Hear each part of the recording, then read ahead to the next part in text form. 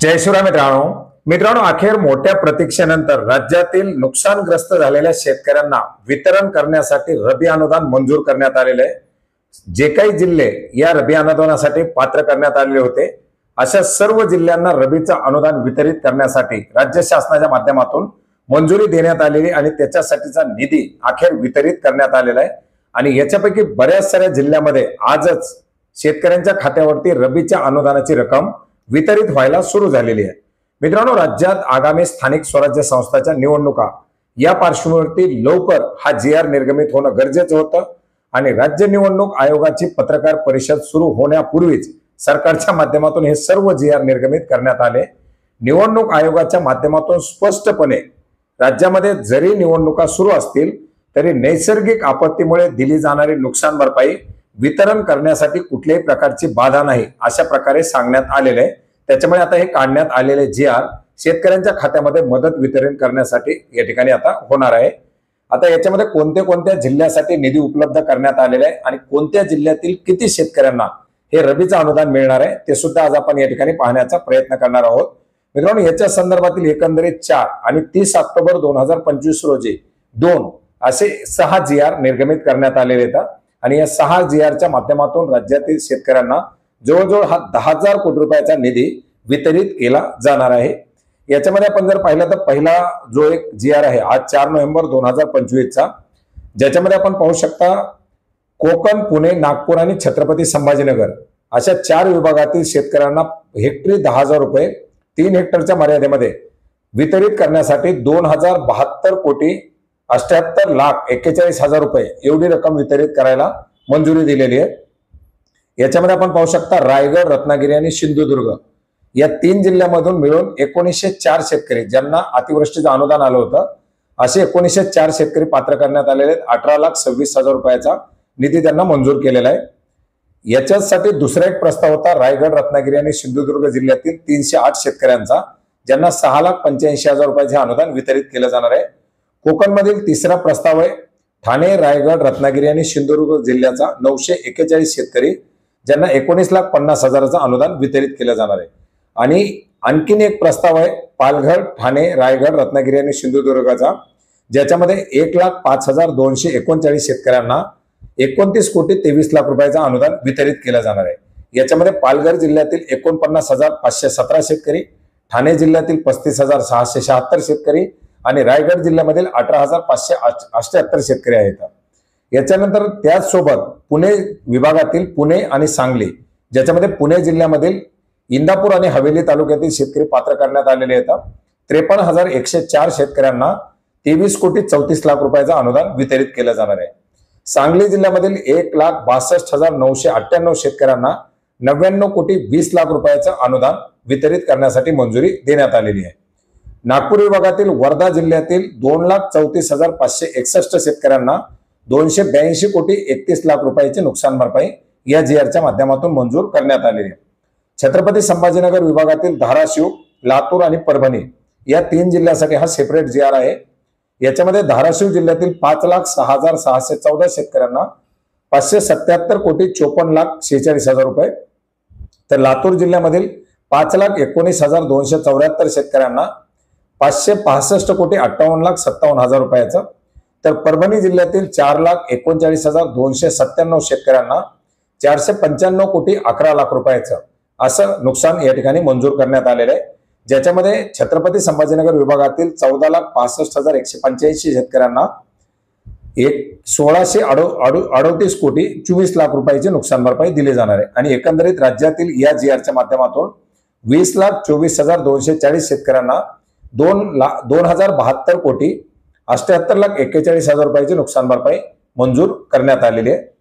याच्यानंतर दुसरा जो एक महत्वाचा असा GR आहे ज्याच्या माध्यमातून शेतकऱ्यांना रबी हंगामाचा अनुदान देण्याकरता छत्रपती संभाजीनगर, पुणे या 2 विभागातील शेतकरी पात्र करण्यात आलेले आहेत आणि याच्यासाठी सुद्धा 3,499 कोटी रुपये एवढी रक्कम मंजूर करण्यात आलेली आहे। या GR मध्ये आपण पाहू शकता छत्रपती संभाजीनगर विभागातील छत्रपती संभाजीनगर जिल्हा, हिंगोली जिल्हा, नांदेड जिल्हा, बीड आणि जालना जिल्हा अशा 5 जिल्ह्याचा समावेश आहे।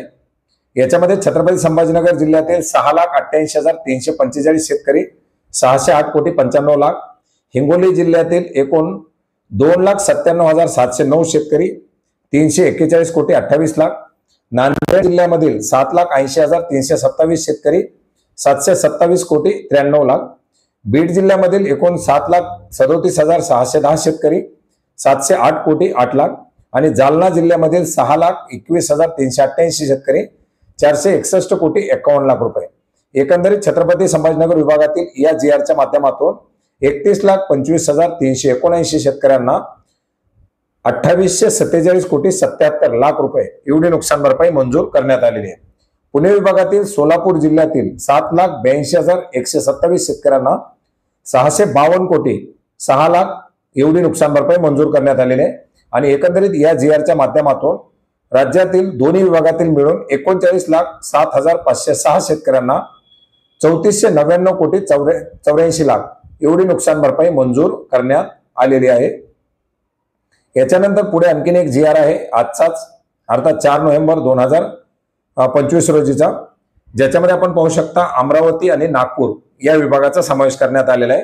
आणि याच्यामध्ये नागपूर, भंडारा, गोंदिया, गडचिरोली या जिल्ह्यात आणि अकोला, यवतमाळ, बुलढाणा या जिल्ह्यासाठी 2,262,43,00,000 एवढी नुकसान भरपाई मंजूर करण्यात आलेली आहे. याच्यामध्ये आपण पाहू शकता नागपूर विभाग, नागपूर, भंडारा, गोंदिया, चंद्रपूर आणि गडचिरोली 2,96,569 शेतकऱ्यांना 227,99,00,000 रुपयाची नुकसान भरपाई मंजूर करण्यात आलेली आहे. ज्याच्यामध्ये नागपूर जिल्ह्यातील 1,12,900 शेतकऱ्यांना 92,81,00,000 रुपये, तर चंद्रपूर जिल्ह्यातील 1,25,603 शेतकऱ्यांना 110,30,00,000 रुपये एवढी नुकसान भरपाई या ठिकाणी मंजूर करण्यात आलेली आहे. गडचिरोलीमधील 24,000 शेतकरी आहेत, 13,26,00,000 आणि वर्ध्याचा GR सेपरेट काढण्यात आलेला आहे. अमरावती विभागातील अमरावती, अकोला, यवतमाळ, बुलढाणा आणि वाशिम या 5ही जिल्ह्यातील मिळून 20,86,445 शेतकऱ्यांना 2,034,43,00,000 रुपये एवढी नुकसान भरपाई मंजूर करण्यात आलेली आहे. ज्याच्यामध्ये अमरावती 2,24,915 शेतकरी 186 कोटी, अमरावतीचा आणखीन एक GR आहे. अकोला 3,56,229 शेतकरी 323,49,00,000, यवतमाळ 5,23,345 शेतकरी 638 कोटी, बुलढाणा 6,85,000 शेतकरी याच्यामध्ये 610 कोटी, वाशिम 2,96,618 शेतकरी 275,30,00,000 रुपये. एकंदरीत पूर्ण नागपूर आणि अमरावती विभागातील 23,83,000 शेतकऱ्यांना 2,262,43,00,000 रुपयाची नुकसान भरपाई मंजूर करण्यात आलेली आहे.